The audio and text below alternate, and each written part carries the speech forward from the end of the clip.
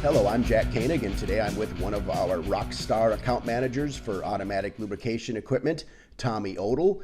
And Tommy is going to demonstrate for us how to use the 571-162 G3 Grease Cartridge Gun, which also works with the electric grease jockeys, which we're using as our model today. And we're also going to be looking at the 571-167 outlet adapter. So Tommy, are you ready to show us how it's done?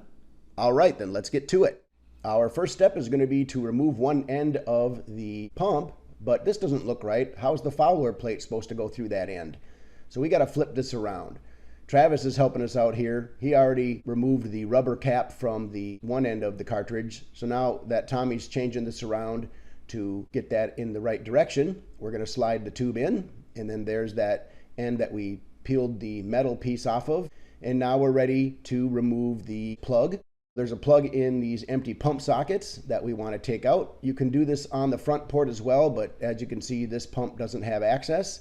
Since we are using the optional pump outlet adapter, the first step we need to take is to look at the adapter and make sure that the O-ring is still correctly installed as we see here.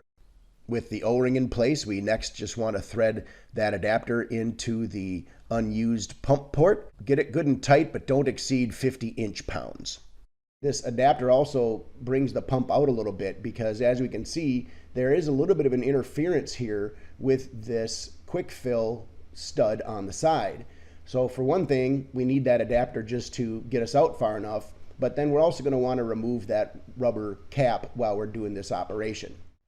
And now that everything is set up and ready, all we need to do is push on the handle for our plunger and push it all the way down to get that complete cartridge of grease emptied out and pushed into the reservoir. We can just unthread from the adapter. We want to make sure that adapter stays in place, and we're going to refill the pump and just do this process over again. There's our second tube, and here comes the third tube, and I know you can count, so we're going to just keep pumping the grease in until our reservoir is sufficiently full. It'd be a good idea to run the pump after this. We're using a number 1 grease here today, so it settled itself pretty well, but if you're using a number 2 grease, you may need to run the pump just to get it to level out the grease.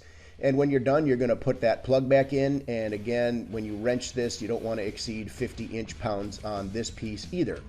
Now, if you're not using the adapter, you're going to put the plug just straight back into the empty pump port.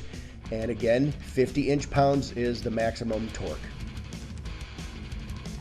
Nice work, Tommy. Thanks for the help. And thank you for watching this video. If you want to stay up to date with Graco automatic lubrication equipment videos, remember to hit subscribe, and we'll see you next time.